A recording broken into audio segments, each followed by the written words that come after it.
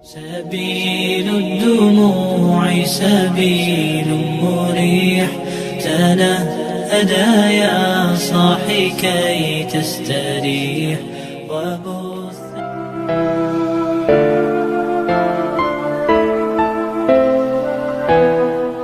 Bismillahirrahmanirrahim. Alhamdulillahi rabbil alamin. Wassalatu wassalamu ala ashrafil anbiya'i wal mursalin Nabiina wa habibina Muhammadin wa ala alihi wa sahbihi ajma'in wa man tabi'ahum bi ihsani ila yaumiddin. Amma ba'du. Syukur alhamdulillah, senang sekali rasanya kita semua bisa berjumpa lagi di channel ini. Segala puji bagi Allah, Tuhan semesta alam. Salawat dan salam semoga tetap tercurah limpahkan kepada junjungan kita Nabi besar Muhammad sallallahu alaihi wasallam, keluarga, sahabat, dan seluruh umatnya yang istiqomah mengikuti sunnahnya hingga akhir zaman.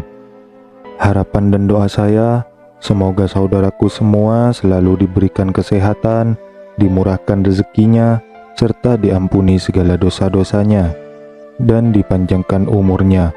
Amin ya rabbal alamin. Sahabat beriman yang dirahmati Allah, marilah kita renungkan tentang sebuah perkara yang sangat serius dan penting untuk kita pahami, yaitu tentang dosa yang terus mengalir meskipun seseorang telah meninggal dunia. Sebelum kita lanjut, mari kita berdoa kepada Allah Subhanahu wa Ta'ala agar kita selalu diberi petunjuk dan kekuatan untuk menghindari perbuatan yang dapat menyebabkan dosa yang berkelanjutan ini. Dalam ajaran Islam, kita diajarkan bahwa setiap amal perbuatan kita di dunia ini akan diperhitungkan di akhirat. Nabi Muhammad SAW bersabda, apabila manusia meninggal dunia, maka terputuslah amalnya kecuali 3 perkara: sedekah jariah, ilmu yang bermanfaat, atau anak soleh yang mendoakannya. Hadis riwayat Muslim. Hadis ini menunjukkan bahwa meskipun seseorang telah meninggal dunia, ada beberapa jenis amal yang pahalanya akan terus mengalir. Namun sebaliknya, ada juga dosa-dosa yang terus mengalir setelah seseorang meninggal dunia. Mari kita bahas beberapa jenis dosa yang dapat terus mengalir meskipun pelakunya telah meninggal dunia. Yang pertama yaitu dosa menyebarkan ajaran sesat atau kebatilan. Salah satu dosa yang sangat berat dan terus mengalir adalah menyebarkan ajaran sesat atau kebatilan. Jika seseorang selama hidupnya mengajarkan atau menyebarkan informasi yang menyesatkan, maka setiap orang yang terpengaruh oleh ajarannya akan menjadi sumber dosa yang terus mengalir. Dalam Al-Quran Surah Al-Baqarah ayat 159, Allah Subhanahu wa Ta'ala berfirman, sesungguhnya orang-orang yang menyembunyikan apa yang telah kami turunkan berupa keterangan-keterangan dan petunjuk setelah kami menjelaskannya kepada manusia dalam Alkitab, mereka itulah yang dilaknat Allah dan dilaknat pula oleh semua makhluk yang dapat melaknat. Ayat ini mengingatkan kita betapa beratnya konsekuensi dari menyebarkan ajaran yang menyesatkan. Oleh karena itu, kita harus sangat berhati-hati dalam menyampaikan ilmu. Pastikan bahwa apa yang kita sampaikan sesuai dengan ajaran Islam yang benar. Yang kedua yaitu dosa merusak lingkungan. Merusak lingkungan juga merupakan dosa yang dapat terus mengalir. Misalnya, jika seseorang menebang pohon secara sembarangan atau melakukan pembakaran hutan yang menyebabkan kerusakan ekosistem, maka dampak dari perbuatannya itu akan dirasakan oleh banyak generasi setelahnya. Hal ini bisa termasuk dalam perbuatan zalim yang akan terus mencatatkan dosa bagi pelakunya. Allah Subhanahu wa Ta'ala berfirman dalam Al-Quran Surah Al-Baqarah ayat 205, dan apabila ia berpaling dari kamu, ia berjalan di bumi untuk mengadakan kerusakan padanya dan merusak tanaman-tanaman dan binatang ternak, dan Allah tidak menyukai kebinasaan. Ayat ini menegaskan bahwa Allah tidak menyukai kerusakan yang dibuat di bumi. Kita diperintahkan untuk menjaga dan merawat alam sebagai bentuk amanah dari Allah Subhanahu wa Ta'ala. Kemudian dosa yang ketiga yaitu dosa membangun infrastruktur maksiat. Infrastruktur yang digunakan untuk maksiat, seperti tempat-tempat hiburan malam yang penuh dengan kegiatan haram. Jika menjadi sumber dosa yang terus mengalir, orang yang mendirikan atau memfasilitasi tempat-tempat seperti ini akan terus menanggung dosa selama tempat tersebut masih digunakan untuk kemaksiatan.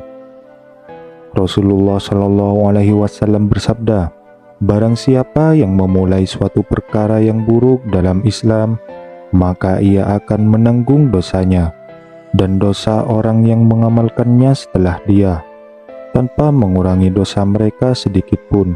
Hadis riwayat Muslim. Hadis ini mengingatkan kita bahwa memulai atau memfasilitasi perbuatan maksiat akan membawa dosa yang terus mengalir seiring berjalannya waktu dan banyaknya orang yang terlibat. Lalu dosa yang keempat yaitu dosa menyebarkan fitnah dan kebohongan. Menyebarkan fitnah dan kebohongan juga merupakan dosa yang terus mengalir.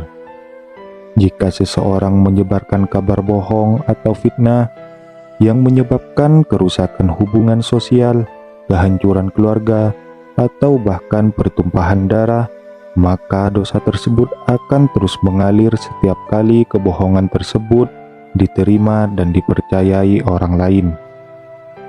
Allah Subhanahu wa Ta'ala berfirman dalam Al-Quran surah Al-Hujurat ayat 6, "Hai orang-orang yang beriman, jika datang kepadamu seorang fasik membawa suatu berita, maka periksalah dengan teliti agar kamu tidak menimpakan suatu musibah kepada suatu kaum tanpa mengetahui keadaannya yang menyebabkan kamu menyesal atas perbuatanmu itu."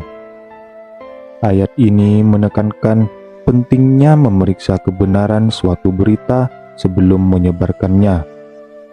Menyebarkan fitnah tanpa verifikasi dapat menyebabkan kerusakan besar dan dosa yang berkepanjangan. Lalu yang kelima yaitu dosa dari perangkat teknologi atau media sosial.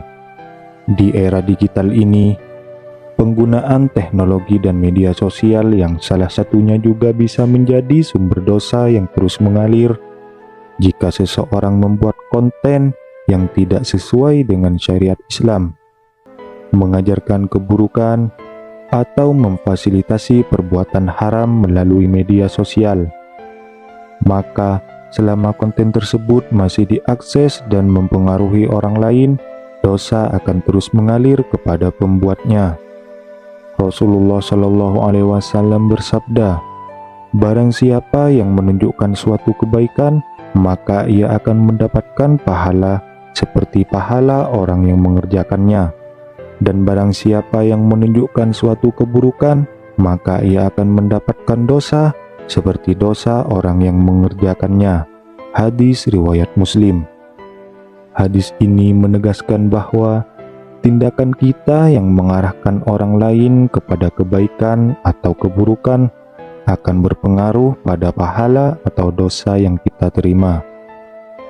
Sahabat beriman yang dirahmati Allah, dari dosa-dosa tersebut memberikan gambaran betapa pentingnya kita menjaga setiap perbuatan kita agar tidak meninggalkan jejak dosa yang berkelanjutan.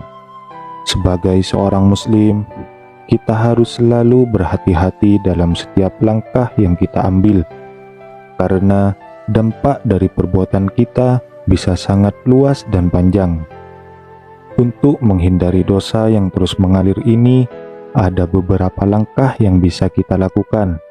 Yang pertama yaitu mempelajari dan mengamalkan ilmu agama dengan benar. Dengan memahami ajaran Islam secara benar, kita dapat terhindar dari menyebarkan ajaran yang sesat atau kebatilan. Kita harus selalu merujuk kepada Al-Quran dan hadis sebagai pedoman utama dalam menjalani kehidupan.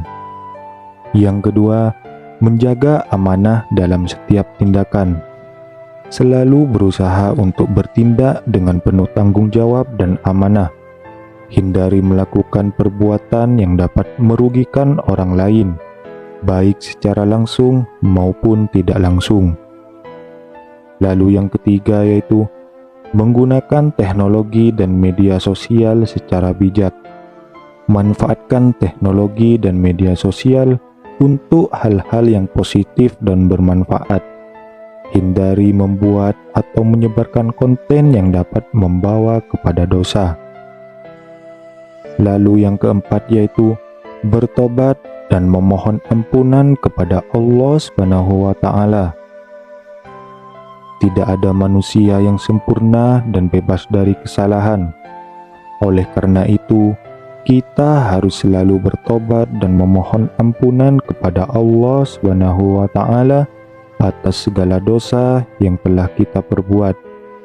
Rasulullah Shallallahu Alaihi Wasallam bersabda, "Setiap anak Adam itu bersalah, dan sebaik-baik orang yang bersalah adalah yang bertaubat." Hadis riwayat Tirmidzi. Saudara-saudaraku seiman, mari kita renungkan dan introspeksi diri kita masing-masing.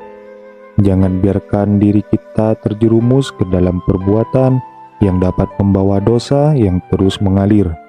Semoga Allah Subhanahu wa Ta'ala senantiasa memberikan hidayah dan bimbingannya kepada kita semua, agar kita selalu berada di jalan yang benar dan terhindar dari perbuatan yang merugikan diri kita dan orang lain.